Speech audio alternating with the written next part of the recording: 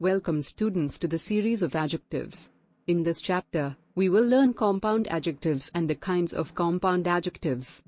This session has been divided into two parts, and in the next session, we will learn how to structure compound adjective sentences using present and past participles. Are you ready? Let's get started.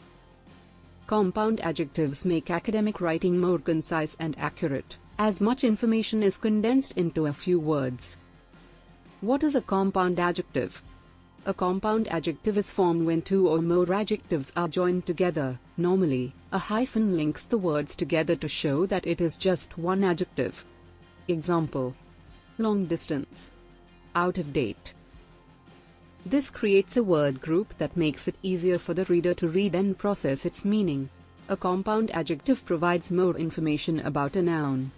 For example, a 5-minute talk. Sugar-coated tablet. The compound adjective 5-minute gives more information about the noun talk that is 5-minute long. Compound adjectives sugar-coated give more information about the noun tablet. It is a tablet that is coated with sugar. A compound adjective is commonly used in academic writing to replace a relative clause. For example, he is giving a talk which is 2 hours long. Which is 2 hours long is a relative clause. It can be replaced by the compound adjective 2 hour. The words 2 and hour are joined with a hyphen to make it into one word with the same meaning but more concise.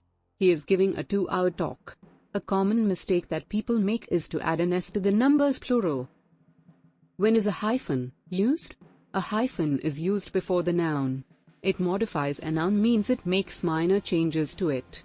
Let's look at an example. She has a job.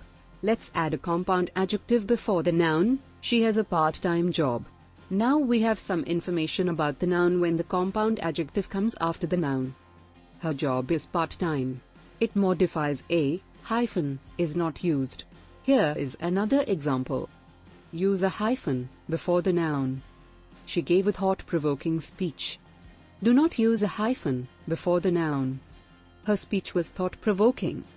No hyphen is used when it is used after the noun. If the speech is thought-provoking, it challenges a person to think of new ideas or changes a person's attitude towards something. Now, let's look at how compound adjectives are formed. Here is the summary table of the common types of adjectives. We shall look at each of them in more detail. This has been detailed in Chapter 2 of Compound Adjectives. But before that, here is a quick review of the present and past participles.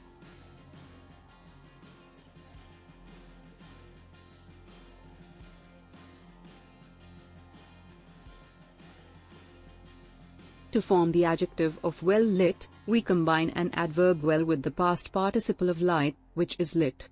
To form the compound adjectives of ready-made, we combine an adjective with the past participle of make, which is made to form. For the compound adjectives of record-breaking, we combine the noun record with the present participle of break, which is breaking. This is it about this session. Thanks for watching. Watch second chapter on compound adjectives. The link is mentioned in the description box.